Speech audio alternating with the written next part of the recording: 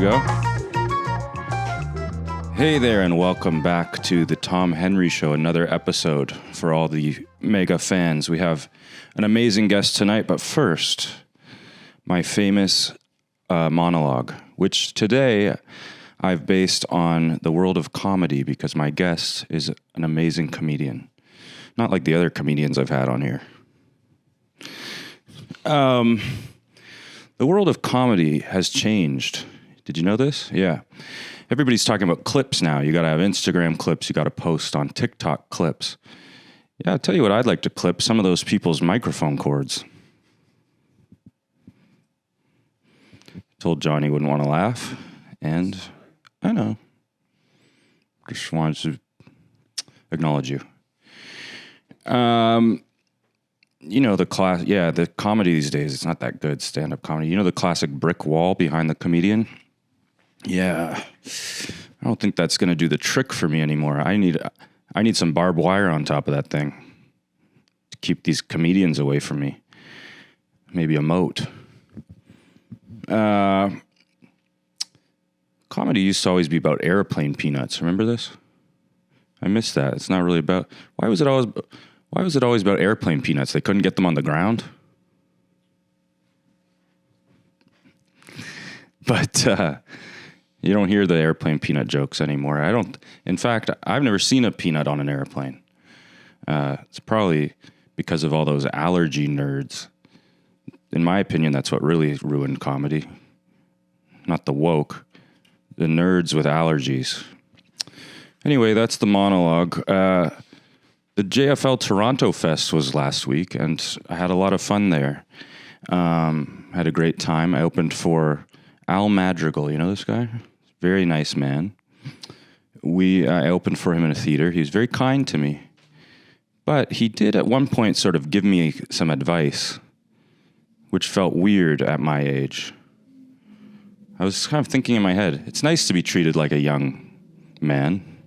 It was weird to get advice at age 40.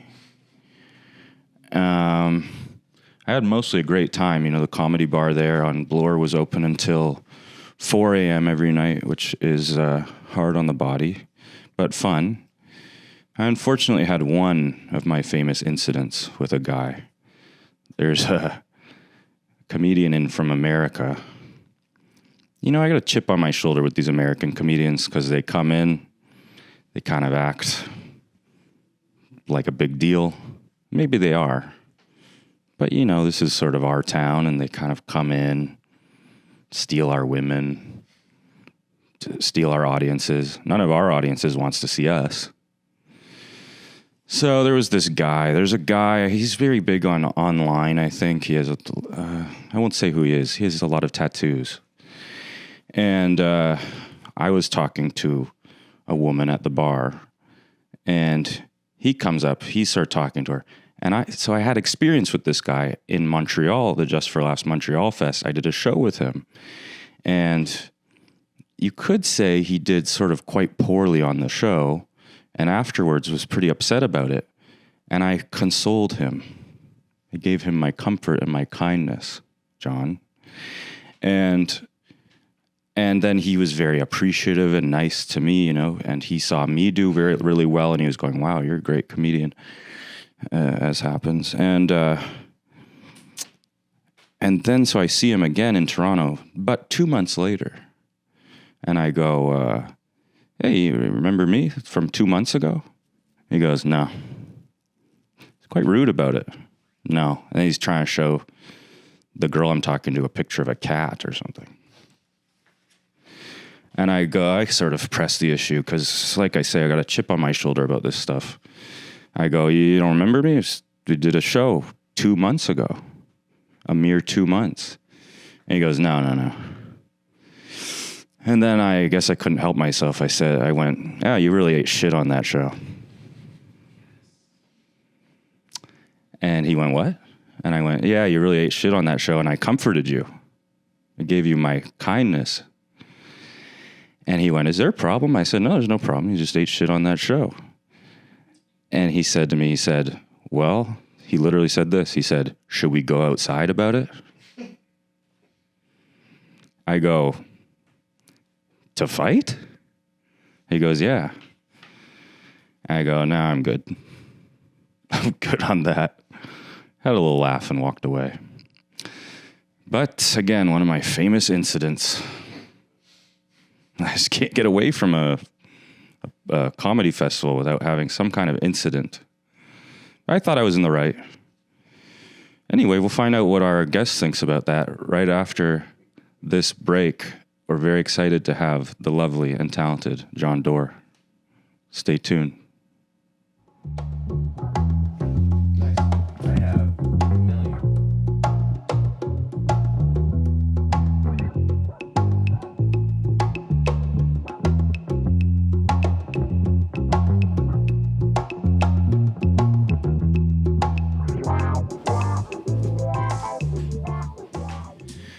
And we're back. My guest tonight is Canada's finest comic and America's greatest gift given to them, Jon Dore.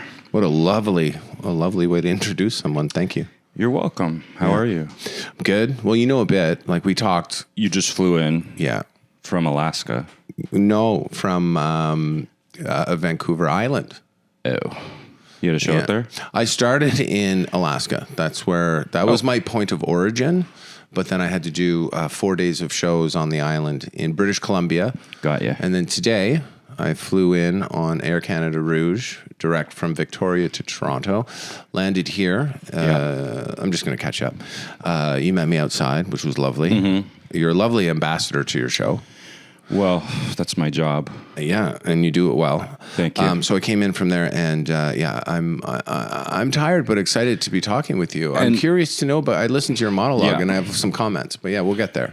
Well, first, I just wanted to give you a chance to shit on Air Canada Rouge. I mean, what's the point? Okay. I mean, I could, but I mean, really, what's the point? You don't want to get controversial. It's terrible. It's gonna get me in a bad mood. Okay, let's move off it. Yeah. What questions did you have about my monologue? Well, I don't know if I have a question. I'm curious about some of the things that you mentioned in the monologue. So there's an incident at every festival where not every, but a lot of festivals where you will. I don't even know if it's festivals, but it's been one of the themes I'm exploring is that I tend to get into little sort of skirmishes with people. A skirmish? Well, not physically. Right. But mental mental skirmish. Yeah. That's a great name for your podcast. Mental skirmish. Well, so you go okay. But what is the cause of these? Is there something consistent with you at all these things? Like, is it usually late at night? Have you had a few beers? Is it like what's going on with you where these skirmishes happen? Well, that probably doesn't help. But okay. I do feel like I endeavor to live in a sort of an honest way. Yeah. Now, some people might say that and they're just sort of jerks, right? Like they say there was that thing. Have you ever heard when somebody doesn't suffer fools gladly? Right. Yeah. Apparently that was born as a sort of a euphemism in obituaries for a guy who's just kind of an ornery asshole. Yeah. I would agree too. I think, suffering. But I think there's a positive way. I think there are people that you would consider gentle and sweet and kind who also don't suffer fools. But you're right. For the most part, people who don't suffer fools, it is a euphemism. I guess this example is a good one. Good. In that I felt that the guy was being a jerk. Okay, now which guy are we talking about? This is Tattoo Guy at Comedy Bar, who you had consoled once in Montreal, correct? Merely 2 months ago. Merely 2 months ago, yes. So this is what I'd love to dive into this a little bit. Okay. So let's dive in. So essentially, I thought he was acting rudely, and I didn't want to just kind of let it go. Okay. And he started acting rude at what point? Immediately. Okay, so you're at the bar talking to a human woman, correct? Yeah. Which isn't that easy to do to begin with. Do you know what I mean? It's I'm a risk. Finally in with one of those. Well, I'm wondering that a woman in this scenario could be part of the problem. In this case, it wasn't. Okay, it wasn't. But maybe for him, it was. He seemed like he might have been after something. Well, there we go. Because that could mean, yes, look, he could be puffing up. And like I said in the past, they come here they take all our women. Yeah, they do. They're weird to them. Even if they don't take them, they can be quite weird. Yeah, I watched a very famous, sorry to cut you off. Go ahead. No, I have nothing important to say. Well, that's good because you won't be speaking tonight. Okay, great. Why don't you have a table? I don't mind putting it on the ground, but is that by design? Not People to have always like a little ask table? that. Yeah, people always ask that. I'm sorry. No. And what have you said to them that you must regurgitate now to me to satisfy? Well, actually not people on the show, but viewers have asked. Oh, okay. Let's answer that for the viewers. Essentially, I live here in this apartment. Yes. And I don't have a use for that table other than this show. Yes. And I have no storage. So I would just have a sort of small table floating around my apartment. Yes. Yeah. Well, I would say 2 small tables, one for you, one for the guest. Yeah, so we just use the floor, and you just got to kind of bend down. I think it has its own charm. I have no problem doing it. I'm just curious. Yeah. Because a lot of people would feel very comfortable. It feels very strange to put your hand down to the floor and pick it up. It feels like, you know what it feels like? It feels like I'm feeling one of my skirmishes coming on. Okay, well, I'm becoming furious. Don't skirmish with me. This is me being honest too. It feels like a snipe. This is how a sniper who's rented out an empty apartment across the street from his target. He would have like a milk crate he's sitting on. Yeah. And that's it. And then he'd be putting his drink down. Yeah. So it's creating kind of a we're here for a short time, not a long time kind of vibe, which is also fine, but it is your home. And I'm happy to put my beer down here as well. But I think. But John, in the regular setup of my home, yes, I have a coffee table. Yes. I have a kitchen table. Yeah. I have a desk. I have places you can put drinks when you're drinking them. Absolutely. I'm specifically talking about the podcast. But yeah. I'm not suggesting you live the life of like a drifter who just comes in to sleep and has all. I'm not saying you eat cereal off the floor in a bowl. Yeah, but when it comes time for this podcast, I shift into a sick hitman. No, it's just the vibe. You don't shift, but the vibe. Can I? Yeah. What if I were to gift you 2 little tables, and you can throw them out if you don't want. Well, my question would be, where do you put them? Where do I put them when I'm not filming this? Put them off to the side. Maybe if they were fold up, or if they were weatherproofed, they could go out on the deck. Done. Okay. But as I've been saying on this podcast, I have vagrants that come up on the deck. They might steal them. Vagrants? Well, then they steal them. You allowed to say vagrant these days? I think you can. Yeah, I would have no problem saying vagrant. Is that one where you're curious about? Yeah. Yeah. Well, I think your intentions were good. Right? When? I said vagrant. Well, they are stealing from you, so I think calling them vagrants would be okay. Oh, yeah, I'm not happy with them. Yes. I'm not trying to protect their feelings. Yeah, I think vagrant implies that, yeah. I have considered getting a gun. You have? Not really. I don't think you would, yeah. I can't because I have night terrors, and I might shoot the wrong person or myself. Now, you have night terrors, huh? My 11-year-old stepdaughter has night terrors. Yeah, I have to walk. She has a well, I don't know if it's a syndrome, but apparently it's called Alice in Wonderland. Let's call it syndrome for now, where she feels like her body's getting bigger and she can't stop it. So she wakes up in the middle of the night. I have to walk her around the house, inside the house, calming her down. Breathe. You're okay. You're safe. You're with everyone you know and love. And then she'll fall asleep. Hour later, up, walking, and she keeps saying, I'm getting too big, I gotta go. Yeah. So what are your night terrors like? The irony is she is very slowly getting bigger. It's true. Yeah. I would call it the movie Big syndrome.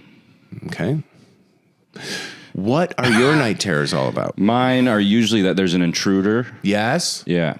Okay. And I actually started carrying a baseball bat by my bed. Okay. For peace of mind. Yeah. But I don't know if it's working because I'll often wake up in the middle of the night, grab the bat, go to my porch window, look out to see if anyone's there. Okay. Sometimes I lock the deadbolt on my front door. Yes. That's good. And this is all sort of semi-conscious. Okay, I was going to ask that. So you're not wide awake at this point, but you do find yourself standing by the door with a bat in your hand. Yeah. Which is why I can't have a gun. But why? Well, you'd just be standing there with a gun in your hand. That's true. There's probably other reasons why you can't have a gun too. But so you go, but the night terrors are what? What are you thinking about? What happens? Do you know? I wake up like, and then I feel like someone's coming in. Oh, you do? Wow. Yeah. Interesting. It's always the same. Almost always, yeah. Did this ever happen to you before where someone, like you did have an intruder try and penetrate the perimeter of your house? No, actually. But as a child, I was also very afraid of what I called burglars. Yes. Yeah. Yeah. Well, vagrants or burglars. Yeah. Yeah.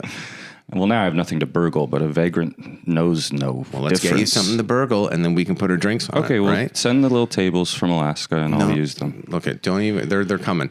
But briefly, okay, so I once, if I may, I was watching several of those Dateline. This is like 15 years ago, living in Los Angeles. I'm watching those Dateline home invader shows, right? I wouldn't dare. So I'm watching those during the day. And earlier that day, I'd also bought a map from the store. I wanted a map to hang in the living room. I love looking at the map. It's one of my favorite things to do. Just look at this world that we inhabit. Look there. I love that map. Yeah. Go on. So I'm watching. So I fall asleep that night, and I lived on the ground floor of an apartment building, and I knew I had to shut the door, but I forgot. No. And I drifted off to sleep, knowing that I hadn't locked it, thinking I'll be fine. And then in the middle of the night, I heard a loud crash, and I jumped up out of bed, and I was convinced there was an intruder in the house. And I ran into the living room, kicking and screaming and kicking. Already kicking. Kicking, throwing punches, saying, "Get out of here." Yeah. It was the map I had hung on the wall. I didn't hang it properly. It slid down and crashed on the floor. What kind of heavy maps are you buying? Well, it wasn't properly fastened to the wall. I've heard about a world map. Well, it was in a frame. I've heard about a world map. I didn't know it was life-sized. Yours is tacked to the wall, right? Mine was in a frame. Oh, the frame did it. You're not kind of in that adult world yet where you're drinking drinks off of tables. I like to, yeah. Mm-hmm. You're fighting off vagrants with baseball bats, drinking drinks off the floor, and just hanging your maps with nails. Paperclip. Yeah. This would look lovely in a frame. I mean, this looks nice too. I like it, but if you put that in a frame, it'd be nice. Well, who has the money? Well, I'll send you a with frame. the table. Yeah. Send a frame exactly that size. I'll get some measurements. Okay. So anyway, I worry about you and your night terrors because that's not a pleasant thing. So we should try and figure that out. It's upsetting, yeah. Yeah. Do you talk to a doctor about it? Do you talk to... I've been to many therapists about anxiety, which is connected to that. And you have told them about these night terrors? Yeah, no, maybe not. Yeah, because it might be something to look into. You know, what's causing this anxiety to manifest into these night terrors? Because, yeah, you need to sleep well. You're right. And I do feel tired. Well, let's fix you. Okay, so let's get back to the incident. Yeah. That's what we were talking about, right? Yeah, let's go back because you're right. I pursued a digression and I apologize. But That's listen, okay. Yeah, so you're at Comedy Bar during a festival and here's the thing. I don't know if you've experienced this. I feel like you've been in America. Oh, I have. I feel like you've been in America for quite a while. So maybe you don't have the feeling of being a puny Canadian comedian in his own city being invaded by Americans. No, I do. American comedians tend to be quite brash, confident. They kind of treat you like an afterthought, which I understand. To them, this is like going to Kalamazoo. Okay. And I've had enough of it. Mm-hmm. I've had enough of it. You notice this across the board? I mean, obviously not across the board. Look, there's exceptions to the rule, obviously. Some of them are very nice, and I have great American comedian friends. Mm-hmm. But there's a very particular brand, we'll say, of comic who is at a certain level in their career, perhaps, where they treat other Canadian comics like nothing. Yeah. Okay. And that's what was bubbling up for me when this tattooed man sort of gave me the brush off. I've noticed this with Canadian comedians as well, who have achieved a certain level. So they might do it to a smaller Canadian correct. comedian. I think it's an imbalance there. Like, I am well known, I'm famous, I deserve the attention, and I will treat you differently as a result. That definitely can happen too. You made a good point. But probably more, thanks. But probably more with America. Yeah, there's a very specific thing going on. But now, sorry. No, go ahead. Well, the issue being that here in Canada, you can feel like you've done a great amount of good work and still be the guy from Kalamazoo. You have done a great amount of good work. Thank you. Plenty of people have. And you're telling me that in these situations, you feel like... I feel belittled. You do. Yeah. What do you need from them? What would make you feel better from them? How would that situation have played itself out in a way where you would have been satisfied? Okay, one, ideally. Yes. Yes, I do remember you from Montreal. Yeah. How's it going? Yeah. Ideally. Yeah. Second option, not as good, but fine. Mm-hmm. I don't quite remember, but hey. Yeah, I apologize. What's up, how are man? you? Yeah. Mm-hmm.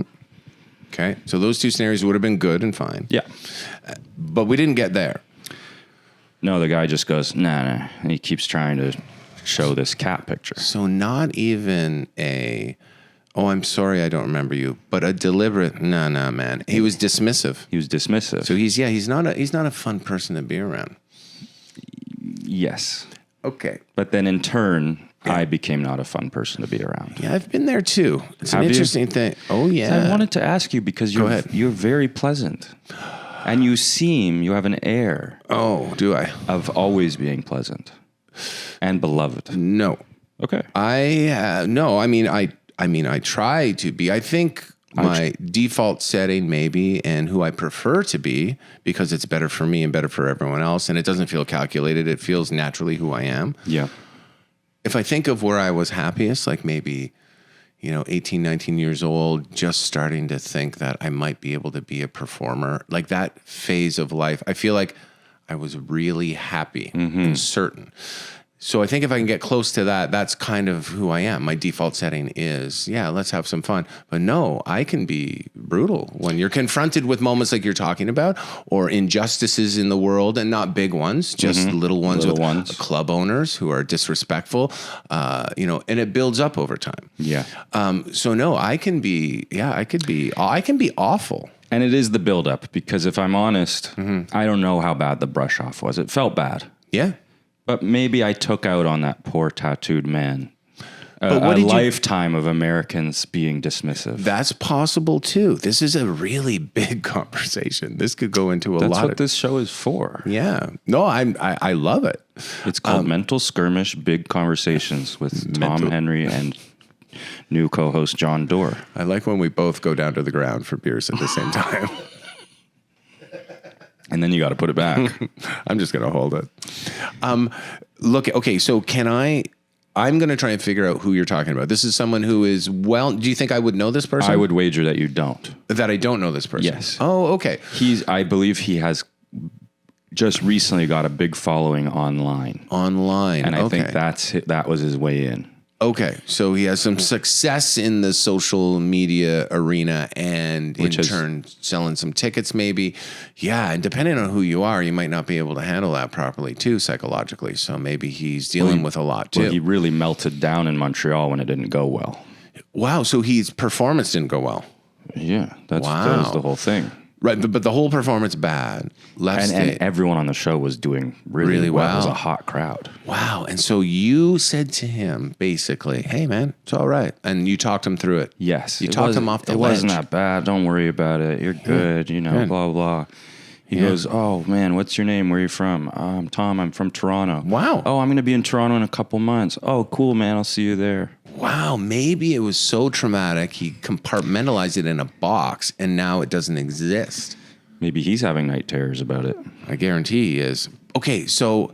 Can't take a baseball bat to your own lack of comedic talent, though. You could. I'd love to see you try. But listen, can you tell me who this person is in case I do know them? Is there a way of you telling me without telling me? Or you could I could tell you and bleep it out or edit it out. Yeah, you could do that. Would you like that? I would like that. His name is... Yeah, I don't know who that is. You know him, Bob? Yeah. I have no idea who that is. No. Yeah, exactly. Okay, and this gentleman said to you, should we go outside? Yes. Have you ever been in a fight? No. Like, do you ever think about being in a fight? I do think about it. That's interesting. But I try to not do it. And this guy, by the way, is not tall. Okay. Or big. Okay. It was not a threatening or scary proposition. Right. It's interesting that his go-to almost right away is right away. And he said, do we need to go outside? Or should we? Something like that. Right. That's very funny, though. Yeah. I mean, I was stunned that it went there. And the cat picture, was it a nice cat? Didn't look. Oh, you didn't look? No. Okay. And so how did that evening end? You walked away and that was that? Yeah. Okay. Actually, there is a bit more to it. Okay. There was a girl there who I know, and a different one. She was at the bar, and I thought, oh, what's she doing here? And she's covered in tattoos. Okay. And then I went over to her. I go, I'm having a weird night. This guy just tried to ask me to fight me. Right. And she goes, oh, him? I'm with him. Okay. Yeah.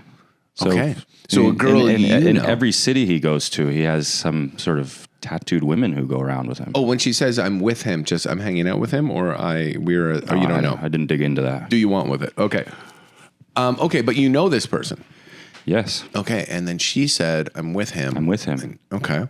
And so, okay, but you just said, hey, that guy tried to fight me. Yeah, I go, yeah. And then you said, and then she said, I'm with him. And that's how that ended? Pretty much, yeah. Did she not say why? What was it about? The one thing she said was, he's sober. He's probably not happy he's in a bar. The world in general is a very weird place. You know what's great? And I accidentally figured this out, is I accidentally had a family. Yes. I met the love of my life, Christina, in Alaska, and she had a daughter from a previous relationship, and then her IUD failed. So we ended up with another child, and I could not be happier. And I have a built-in group of people that I really like hanging out with. Them. Huh? Them. People? Those are the people. Those are your the people. family. Yeah, Christina, Emma, and Jackson, and myself. And it's so great to go home and know, all right, it's the four of us. Because even if we have a problem, we sort it out and we deal with it. I don't have to worry about a weird tattooed guy in a bar who wants to take me outside to fight. And it's also nice knowing that if I do get confronted with that situation, I think I do this more now. Well, I guess I'll go home to my family. I don't have to deal with these idiots or feel like they're part of my real circle or fraternity of people. Yes. And I'll say this. Have a family, Tom. Okay. Thank you. At the moment, I sort of thought I was in the right. I thought he was rude to me. I was rude back. Yeah. Whatever. But the next day, I'm still dealing with all this sort of stress and guilt of, I got into another mental skirmish. Yeah. Well, don't do that. It's hard but, you know, it's good to examine your part in these things, that maybe I was unworthily rude. Examine it for sure, but do not feel any guilt. Feel guilt. Guilt is a wasted emotion. There's no point. It's already done. So that you do this. You examine and you apologize and you fix, or you examine and you learn for next time and you talk to your friends, but no guilt. It's pointless. Well, I actually heard that the guilt... Oh, boy. ...is great. Yeah. No, I heard that guilt is good if you learn the lesson and move on. The bad form of guilt is shame. That might be what I'm saying. Yes, I apologize. Yeah. So whatever this guilt is encouraging you to do, then you do it and you move on. Yeah. And then I'm at Comedy Bar the next week, and a comedian friend comes up to me. What happened with that guy? No, dude, this story keeps going. Yeah. Oh, see, I need to know everything. Yeah. Okay, so somehow this story travels. But every story travels in this stupid little community. That's a whole other thing. Yeah, it is. The community of comedy that you are in Toronto is a very cliquey place. Because we are Kalamazoo. You have created you're Kalamazoo inside of greater metropolitan Kalamazoo. Yes. But in terms of how serious we're taking, the opportunities we get, we're not too far off from Kalamazoo. I don't know what that means now, Kalamazoo. I'm sorry, I'm getting confused. Kalamazoo is a small town somewhere in America. Yes.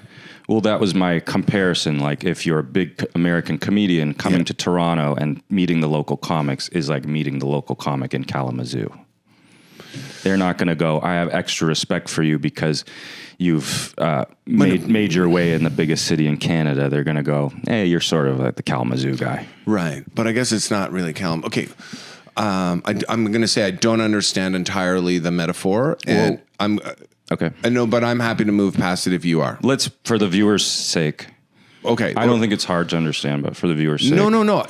They're coming to a small town. I get it. But they're going to small towns every weekend wherever they're going. Right. So it's not Kalamazoo. They should be respectful of anyone wherever they came from. They came from either a Kalamazoo or Chicago or Tampa. It doesn't matter.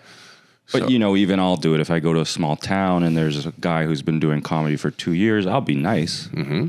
But I'll think like, okay, he's just a guy. Well, yeah, he's a guy. Well, I'll kind of think I'm not too interested in what comedy he's doing. Okay, yeah. But this has nothing to do about being interested in comedy. This is about showing respect for a fellow human being. Correct. And someone that you had met recently. In any other situation in life, forget that you're in a bar or you're part of a comedy festival. You come up to me. I'm going to be tattooed guide for a second. Okay. All right? And I don't remember you. You guys lean down in your chair a little bit. Lean down. Okay, yeah.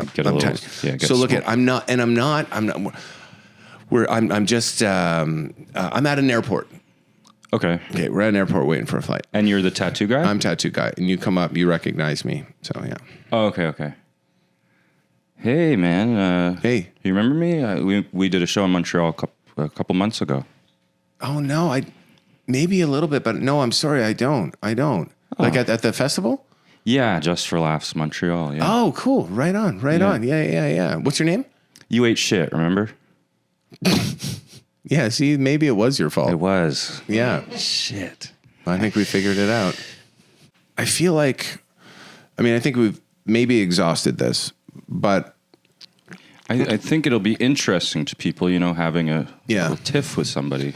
I want to look up, I know the name of the guy. I just want to see, well, you told me, you bleeped it. Yeah. I know who this is. What are you talking about? This person's well known. I don't know him by name. Yeah. But yeah. You know him. Of course. Oh, I've never met them. Yeah. Well, no, maybe I have met them. But no, this is a human being that is well known. Mm-hmm. Especially I thought you meant this is just someone who recently, like in the last week, got like some... Well, it felt that way to me. I would see him like online in the last, year or so. No, this changes everything. Oh. Like our conversation. Okay. Oh, no. I think this is... Yeah, this would definitely be someone where, no, he's a jerk. Like he is definitely, I think you have every right to feel a little bit more. Oh, really? Well, yeah. You know him as a jerk. You know him to be a jerk. No, but I know him to be, I think that given what I do know about them and who they are, and I have a funny feeling that the female presence at the bar played a bigger factor. Yeah. And even you saying to him, hey, I know you're from Montreal, may have conjured a memory, which he definitely remembers. Trust me. Who does not remember having such a horrible experience on stage to the point where someone consoles them and asks for your name? Yeah. He definitely knew you, but did not want to be reminded of something when he's talking to a woman he's showing a cat to, because let's be honest, he's not interested in showing cat pictures to this person, right? No.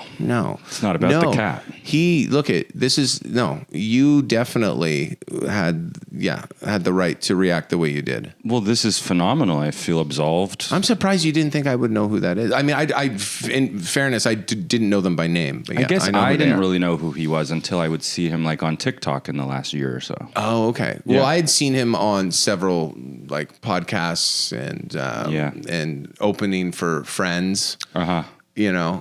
So I know who they are, but no, I think you have every right to be. Yeah. All right. Yeah, this is a human being who. It's a big night for me. Well, it bugs me that. Yeah. No, sorry. I was thinking it's someone who maybe started comedy a year ago, and this is someone who's been in the biz in the game for a while. Yeah. Yeah. Okay. Interesting. Mm-hmm. Well, look at. I have. Yeah. Because there's also, not to be too stereotypical here, but there are some qualities about this person that. Are you talking like a Napoleonic kind of thing? Yes. Yeah. So I think he's perhaps, and this is not fair of me, but I'd say perhaps he does not want to be reminded of anything that does not show him in a always hilarious, funny light in front of a woman, which is a strange thing. Because I'll tell you something. You know what this woman probably would have loved at the bar? What? Oh my God, yeah, Tom. thanks so much, man. This guy, I had a terrible set in Montreal, and you know what? This guy was so kind to me backstage. Really kind of built me back up. Yeah, thank you. Instead of having to alpha the whole thing. You don't have to alpha and human. Yeah, come on. You can beta your way into a woman's heart any day. I beta. Can I tell you something? Yeah. I'm a middle-aged beta male, okay? That's who I am. I don't I'm a believe middle-aged it. beta. I don't believe it. That's who I am. But I'll tell you something right now. Yeah. I'm not worried about middle-aged alphas. That's the beauty of being middle-aged. Because middle-aged alphas, you're not at a bar. They're not picking up your ladies. They're not trying to start a fight with them. Middle-aged alphas are concerned about domestic things now. So a middle-aged alpha will say something like, I don't need any help putting up the Christmas lights. I'll do it myself. That's what's on a middle-aged alpha. And you know what they end up doing? They end up falling off a ladder and breaking their back. And so you know what us middle-aged betas are doing while they're in the hospital? We're fucking their wives. I love that. There's John. a way back, my friend. I There's love a way that. back. Yeah, being an alpha. I love that, John. Being an alpha, I didn't think the phrase "go outside" was in circulation anymore. No, look at this man is a maniac. Let's get off it. Who even says, Let's get do off we it. need to take this outside? Can't wait for my viewers to guess who he is. Oh, it's going to be flooded with guesses. Probably won't be You that. can never tell, though, because now I'm involved, so you can never tell anyone. I won't, but it probably might not be that hard if you looked at the lineup of the festival. Okay, but I won't ever say it on this podcast. You can never say it. I Yeah. promise. actually, I don't care. That's very beta of you. Or alpha. I'm becoming more alpha. I had some more. actual questions for you, but we've just been talking about this the whole time. You have actual questions for me. Mm-hmm. I feel like I have questions for you. You know what I've always been curious about with you? Oh, no. Well, it's not bad. Look at me adjust my stance here. Yeah. Well, I know you had that pilot in America. Pilot in The America? sitcom one? Okay. Didn't you? Well, several pilots in America. Oh, really? Like when I first moved down to the United States of America? Well, I saw a clip you posted of one recently where you were the star of the pilot. I did? Oh, okay. Yeah. I don't remember. Yeah. Okay, well, here's what I was curious Sorry, about. yes. That's okay. So you say you were in a number of pilots. I would, 3 or 4. Yeah. Sitcom pilots. Mm-hmm. And I was wondering, was it that feeling of being in Hollywood and getting all the glitz and the glory? Did you have a feeling of... Wasn't glitz and glory, but it felt good to be in Hollywood and to, be part of that, I guess, engine And you're that chugs along. you're booking your hot commodity. Well, you're working hard, and you've got your acting coach, and you're prepping, and you're auditioning, and then you get a call back, and then before you know it, they want to test you, which means you show up in front of all the executives in some, Warner Brothers lot, for instance, and on Radford once I remember it's what's his face? Who's the Letterman CBS guy for a while? Les Moonves, right? So all those guys are sitting in the audience. Mm-hmm. So it's a very weird place to audition, but you've heard about it forever, and you go and you do it. Are you on like a sound stage? No, you're in an office. In an audition room. Yeah, well, not even like a big audition room office. It would be just a place where they can put a bunch of chairs. So it was fun to participate in that process. Like I'm an actor. I have an agent. I'm going to Los Angeles. I'm going to get an acting coach, and you spend your days doing that. And then when these things work out and you get them and you've signed your deal before you go into the audition, saying if you get cast in the role, we own you for 3 years or however. So that aspect of it was, I don't know if it was glitz and glamour. It was intimidating and intense, but also fun because you got to go to Carney's and eat a chili dog afterwards underneath palm trees. Well, you could have done that anyway. No.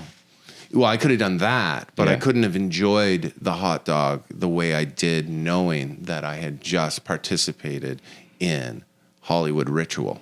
If you were going just for the chili dog... Just eating a chili dog. But it's still fun, don't get me wrong. But, in Toronto, Ontario, Canada, you go on an audition, you get on your subway, you come back to your hotel, and then your agent calls you and says, they'll give it to you for scale. Yeah. You know, but in LA, it's a whole other thing. It's very romantic. You know, the time I spent there briefly. Tell me. And I did some of that auditioning, not the booking. Yeah. But I felt like, wow, Hollywood. I remember my friend's apartment I was staying at, if you looked out of the window in the shower, you could see the Hollywood sign. Nice. Yeah. And I thought, this is amazing. And then I did one of those auditions on the Warner Brothers lot. Yeah. And you know who got the part? Who? McLovin. Okay. Yeah. Yeah. But I was just wondering what it must have felt like to be sort of, it feels to me like ascending, like being, it feels good, plucked, of course. Plucked. Sure. Yeah. But you lie or convince yourself enough that you've earned this. You know, you put in your time. Yeah. You've worked for this. So, but no, of course it feels good. It feels great. Yeah. Yeah. And then, it feels great when you get a pilot and then that pilot gets picked up to go to series. Then you're like, wow. And did you ever feel... Then your brain goes to weird places. Does it feel like it's all happening? Yeah. And yes, a little bit. And it also feels like, wow, okay. You start to do... So if this goes for 5 years, then that goes into syndication, and then I don't have to worry about money at all. Like all the wrong... all the things you should not be thinking, but you do. The possibility of being a wealthy man for the rest of your life is tantalizing. Absolutely. Now, which I am not, by the way. The pilot, that show went for 13 episodes and then fell apart. I think I did one other pilot after that. You know, I had a writing deal with with ABC. Oh, sorry, with CBS. After the half of it, that pilot didn't get picked up, the Burroughs one, but they put me into a writing deal. So I got to do one of those where you go to an office on the lot and write. Oh, yeah. And you know who I wrote with? Who? Adam and Dave. Adam Brody and Dave Durlaney. Yes. I you play baseball with Dave. I do. So I got, we wrote a pilot. We got to go and jam out ideas and write a pilot script for a CBS, CBS pilot called Paternity Leave. Oh, that sounds good. The show's called Pat Leave. So I was the dad, and I was going to stay at home dad, and a whole bunch of weird shit went on in the neighborhood. And I'd have to, Anyway, didn't go anywhere. But I got to have a lot of fun in Hollywood for a bit. How long were you there? A long time. You lived there. I moved there in 2010, and I left there in 2019. So not quite 9 years. Yeah. Pretty cool. It was cool. Anyway, I guess the answer to the question is just it feels good. It feels great. I was sort of like, what's it feel like? I guess it feels great. It feels great, but I'm telling you, the fun is driving. It's different in LA. You know the culture of LA. You've been there. To get in your car and drive to your acting coach's office, and he's a whole other fucking character too, which is the best. It's like, oh my God, this guy. But you leave there feeling so much more prepared. You know every line of this thing. You're confident. A confidence I never would have had if I didn't have that acting coach. And then I drive, the sun shining and palm trees, and then you see the water tower at Warner Brothers lot, and you feel there's an energy there. And then I mean everything I say. You leave the audition and you go to your favorite restaurant in the valley sitting under palm trees, and like it's romantic and nostalgic. It's beautiful. Yeah. I wish we were both in LA together. That would have been great. Me too. I wish we lived in a house together. I wish the same thing. Without your family or anything. Without my family? Well, I wouldn't have had a family then. But if we were to go back there now and live in LA. To go now. I'd have to bring my family. You know, I did a show with you in LA once. Yeah, you did?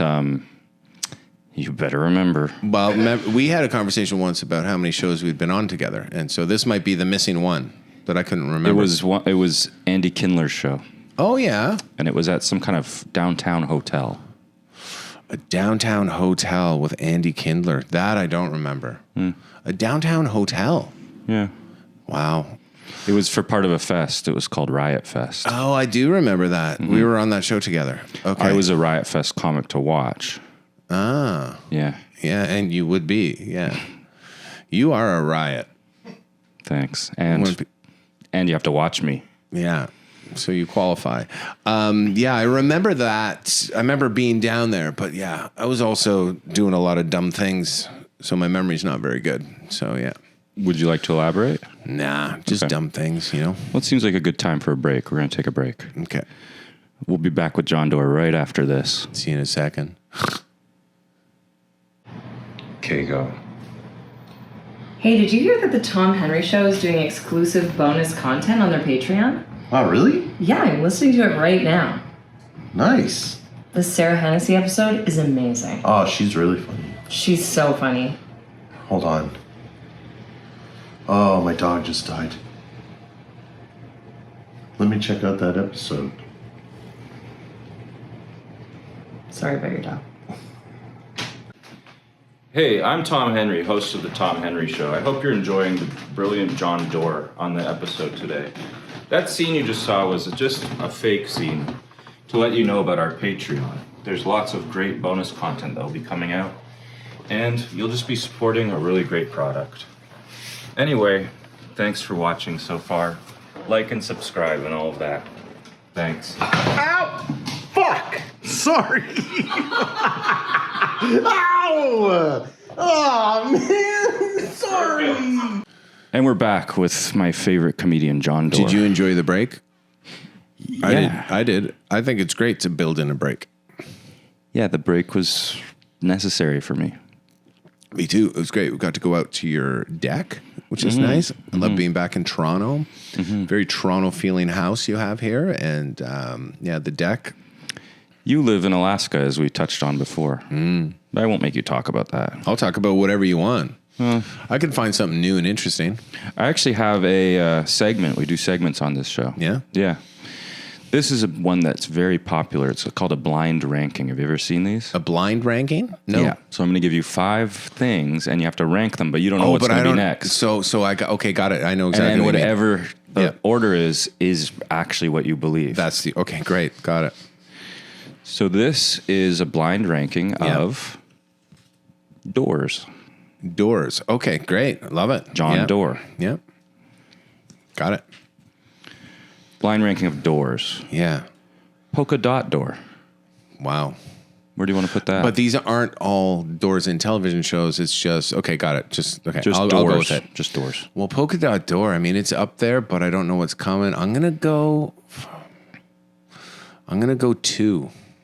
That's pretty high for the polka dot door. It is high, but okay, can I talk to you about my theory? Yeah. That's part of it. But I mean, I'm also imagining there's going to be literal doors, and imagine you might even mention a revolving door at one point. I don't know. The polka dot door is a literal door, isn't it? Well, it's a television show, correct? Yeah, Or are you but just there saying was a door. Yes, there was. So you're just telling me the door itself, not the show? Just doors. Just the door. Yeah. Oh, okay. Well, I'm going to go 3. Let me put it right in the middle. 3 at door. Yeah. 3. Here's another one. The bathroom door. Whew. I mean, it's important. That's just it. We need bathroom doors. Yeah. Imagine we didn't have doors to our bathrooms. That would not be good. No. But we do. I'm going to put a bathroom door at number 2. But now I'm ranking them. That's of importance. So I don't know if the rest are aesthetics. It's however you get there. Yeah, I know. Okay, so bathroom door 2 and polka dot door 3. 3. This next one is Jerry Seinfeld's door on the show Seinfeld that Kramer bursts through all the time. Right. And the other characters go through it too, Elaine and George. That's a great door, but I've committed to 2. I don't want to put it 1. That would be hard for 1. It'd be hard for 1, but I feel like I don't want. Oh, okay. Well, I'm going to happily put that at 4. Seems like a 4. Great door, though.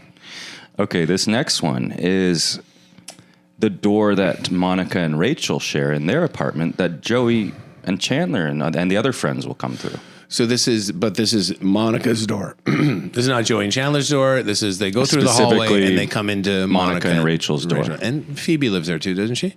There's a part where, but it's mostly Monica and Rachel. Okay, I apologize. Well, that's 5, easy. That's 5. Okay. Yeah. Seinfeld, so I've committed to 1. So this is your number 1. What is it? The infamous door of Jeffrey Epstein's apartment in New York City, where he brought the. I think I see what you did. I think I see what you did here. And that's your favorite ever door. That's my favorite door. Do you know what? Do you want to know why? Why? That's my favorite door because it has alerted us and reminded us that not all doors should be walked through. Not all doors are safe. And some doors, there's a monster hiding behind them. And so I'm happy to put that at number 1 as a reminder to people. Don't trust doors. Don't trust doors. Yeah. That's an evil door. That's why it's number one. Not every door has something beautiful behind it, No. like Monica and Rachel. Well, I would argue that those are beautiful things behind that door. I'm talking more about the monster Jeffrey Epstein. No, I was saying Monica and Rachel are the type of beautiful things that could be behind a door. Yes.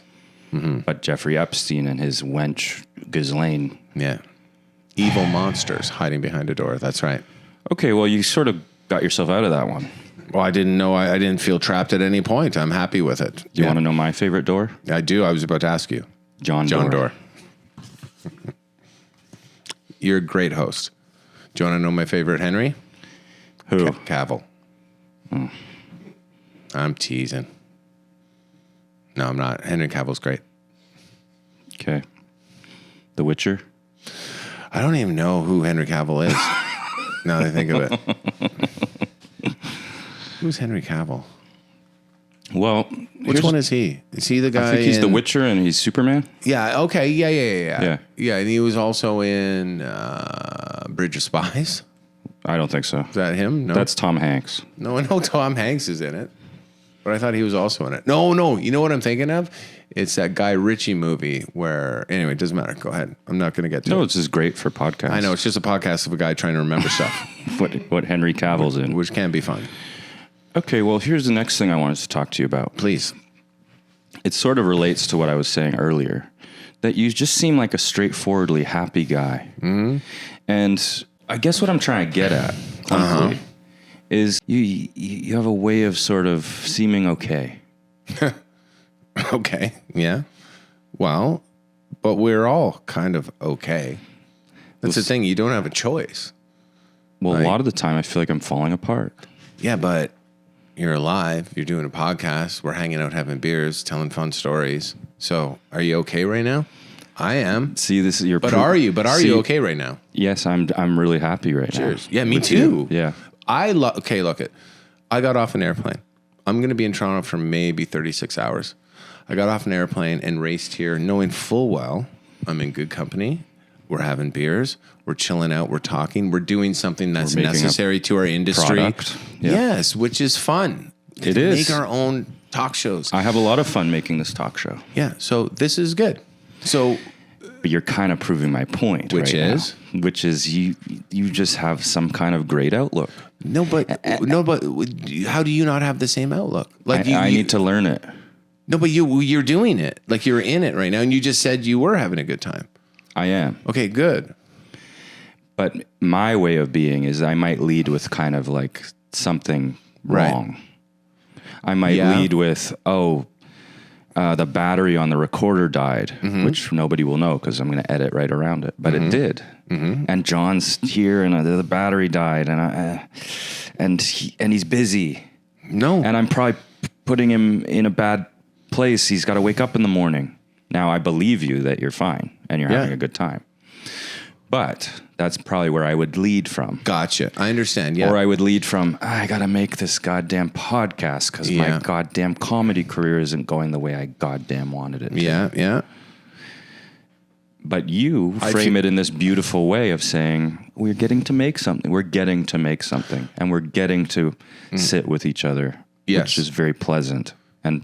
And Bob's here, who we love too. But you know what? Okay, in all fairness, though, okay, you're not wrong. I feel a lot of things that you feel. I feel, whereas my career has taken a severe backseat from what I used to do when I used to live in I live in Alaska. I made a choice to move to Alaska. I don't tour as regularly. I'm not on anyone's radar. I left my management in the States. I only have Canadian management. Like, I'm in a different place, and every now and then that creeps up on me, and I say to myself, you're blowing it. You have blown it.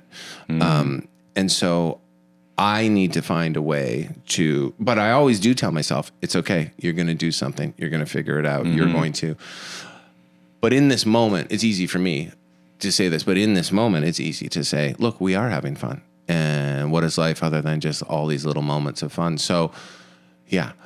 But you saying, oh, the battery died. Am I wasting John's time? That's what everyone would think. But I think it's exactly how we talked about it here that people didn't get to hear because the battery died. But like, it is We lost a lot of good stuff. The best stuff you'll never get to hear. But you know what? It lives in the house, which I love. It's going to live in these walls. It's in the walls. But but this moment, the next time something like this happens, then you just say exactly what we did tonight, which is, hey, the battery's died. So sorry this has taken a while. Are you good? And then if they're good, then you're good. And then everything's fine. Yeah. So just check in with people every I now didn't and then. feel incapable of dealing with it. Okay. Then just do that for the rest of your life. In every situation, just check in. Not obsessively, but everything will be fine. Okay, thanks, John. Or, oh no, What? I'm Al Madrigal. I'm giving you advice. No, I asked for it. Okay, it's I sort of put you in a guru position. What was the advice Al gave you? By the way, Al Madrigal was so nice to me. Al's the best. I love Al Madrigal. And he was very, very kind, and I don't resent getting advice. Of course. What was the advice he gave you? Funnily enough, he told me I should make a talk show. Okay. And I said I already am. Oh, that's great. But he had sort of had a different idea for it, and he's sort of pushing that. Oh, so he there was something about you, and he thought you'd be great at doing something like this. I'm not sure why he said it. Okay. But he said, you should have a talk show. And I said, I actually started one a few months ago. And he said, yeah, but you should do it this way. And then, and he was being very kind and sort of, but I did have this feeling in my head at one point, this thought of like, I'm 40. Mm-hmm. I don't know. It feels weird to take sort of, I felt childish at the time. I know what you mean. Yeah. Well, there is, but I think it does come back to that thing you're talking about, and I agree with, is someone coming in who has, or thinks that they're seen as someone who is revered and has success. And I think they think that advice coming from them to someone they don't know is looked at as like a kind, good thing, right? Yeah. I think that's what he was doing, and I think that's a bit of a problem too. Yeah. At one point, he also asked me how long I've been doing stand-up. Mm-hmm. And I said 17 years. Mm-hmm. And he said, well, that's a long time. Is it? It kind of felt like he thought he was dealing with me like a kid who was doing it for 5 years. Yeah. But I don't really look like a kid. These are called microaggressions. These are stand-up comedy microaggressions. Yeah. That's why I'm the HR manager for stand-up comedians. I know this about you. Yeah. I have a file on you. And? We're worried.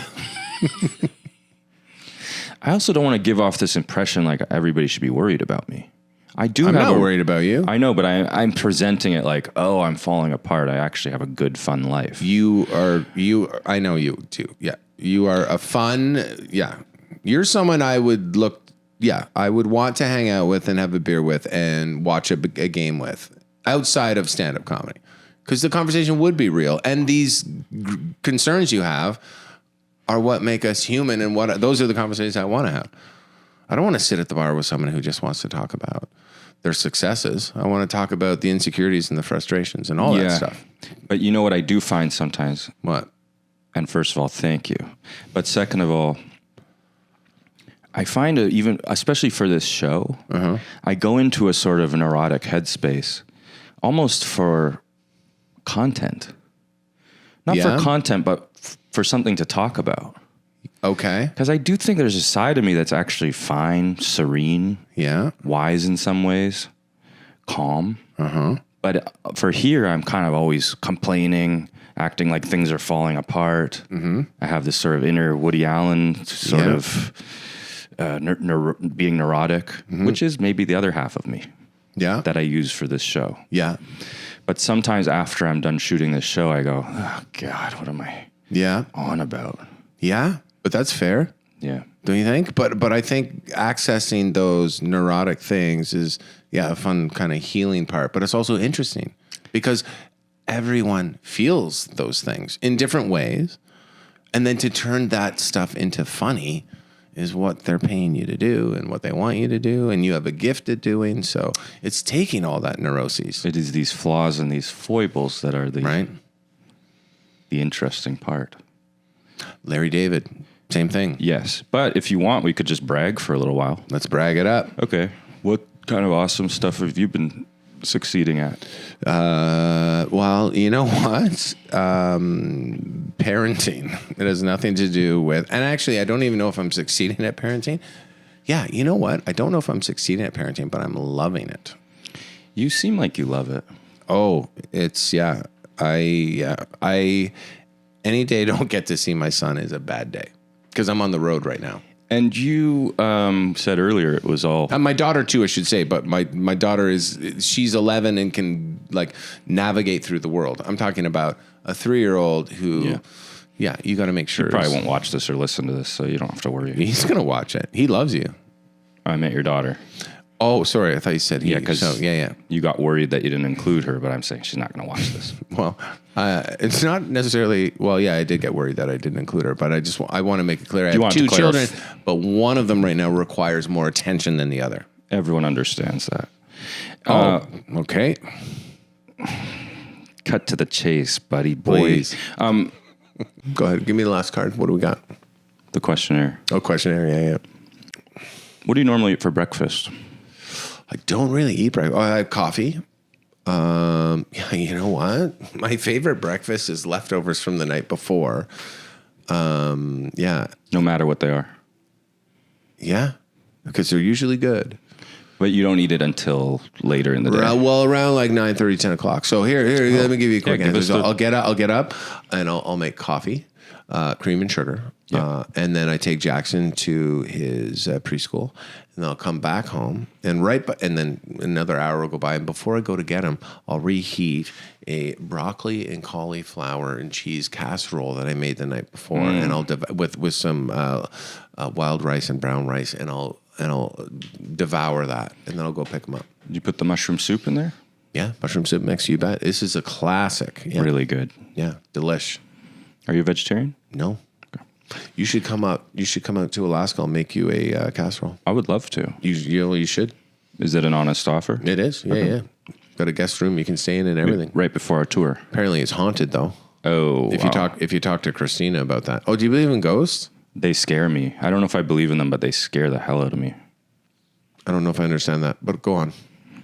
Well, I don't really believe in the idea of it, but I'm still scared of it. Okay. Yeah, I don't understand you. Just like the Kalamazoo thing all over again. It is a bit. Now, I think there are 2 types of people in the world. Okay. People who are, in essence, sad. And the Chinese. Which one are you? Chinese. No, people who are in essence sad or people who are in essence happy. Which is not to say one is never sad and one is never happy. I understand. I'd have to, if I had to make a choice, I'd have to say happy, yeah. That's what I was saying about you earlier. It was. But I don't think, anyway, go ahead. We don't have the time, but go ahead. We have time. There's nuance. Go ahead. I answered your question. You said one or the other. I gave you an answer. Okay. Do you currently hate someone? Oh, yeah. Really? Yeah. If question 3 is who, I'm not answering it. No, I wouldn't make you say that. Well, hate's a weird word, but for sure, yeah. Like a person you know. Yes. Okay. A person I know. Yeah. A lot of people say no, and then a lot of viewers are mad that people said no. Yeah. I think it's hard not to. Yeah. I mean, I genuinely think there's. Yeah. Good. Yeah. What are you trying to hide? Like legitimately? Oh my God, I can't answer this. You don't have to. That's crazy. It's a crazy question. What am I trying to hide? I've got to be trying to hide some stuff, right? Like, yeah, probably. It depends how hard you're trying to hide it, because you definitely wouldn't answer this question if you were really trying to hide it. Some stuff. But if I was willing to finally share it, then we'd have an episode on our hands. We can't start that now because we're too late into it.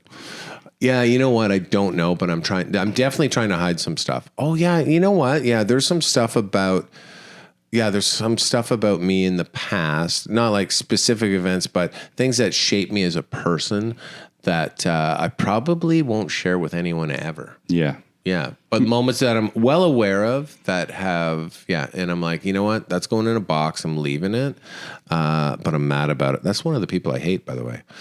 and I'm mad about it, and it's staying in a box. Would you tell a therapist? Yeah. Yeah. That's good. I would tell, yeah. Have you ever had an epiphany?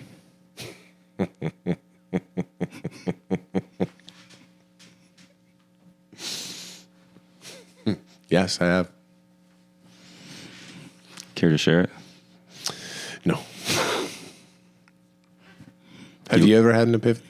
Well, that's why I came up with the question, because sometimes I think I haven't. Yeah. That I learn things very slowly. And I would love to have one of those aha moments. Yeah. Well, I think I have had an epiphany. I feel like you've had several while talking to me. You just don't really want to admit it. But yeah. No, I admit it. I think this episode has changed me. Yeah, for sure. I hope so. John, it was so nice before. I know. That's why I hope it's changed you. Yeah. When did things turn? Was it They didn't turn. It was when you said you were Chinese? No, I thought you were going to say there's two different kinds of people in the world. And I didn't know. Yeah, I guessed. But yeah, I thought I was me guessing what you were thinking. I thought you thought there were people that are sad and there's people who are Chinese. And I thought that's what you were going to ask. But anyway. Hey, look, I made a mistake. That's okay. I know. I'm not sure about this question. It's getting boring to me. What's something that's uncool about you? Something that's uncool about me. This requires me to do some deep thinking. It's too much thinking for a kind of There's rapid fire. There's lots of uncool things about me, though. I don't file my taxes on time. Oh, yeah. I'm 2 years behind right now. Join the And club. I think about it every day. I do, too. Okay, last one. What's your favorite thing to do? My favorite thing to do. There's so many. They're general. Can they be general? I mean, I love waking up and eating pumpkin pie and a cream soda and then playing with my son. I love my favorite thing to do. I don't know if I have a favorite. What do I love? I love when I get to an airport and they have my favorite kind of wine gums. That's my favorite. I love... Maynard's? No, not Maynard's. No, and I don't know the brand. I only know how it looks in the bag. But yeah, I love that when they have a good quality wine gum. I love when I'm not in an argument with the people I love. That's great. Yeah. That's a good favorite. What do you love? Yeah, it is a good favorite. What do you love? What's your favorite thing? Well, someone recently said hanging out with my friends. And I thought that rings true to me. That's a favorite for sure. Hanging out with my friends, sharing a cocktail sitting at a bar. I'll be honest with you, an ice cold fucking IPA at the end of a long day. Perfect. With a friend. But like you sit there, I mean, yeah. I almost bought you IPA. I should have. You're already too kind. Go ahead. No, we're done. Oh my God, John. We're done. This is not that kind Thanks of show. for having me. Are you leaving? Thanks, everyone. How do you say we're done? Well, you're supposed to. I can't talk into the microphone now. No, you really can't. Nobody can. Thank God they're rentals. That was fake, by the way. That was my... Thank you, everyone, for watching. Thank you, John. Thank you. Good night.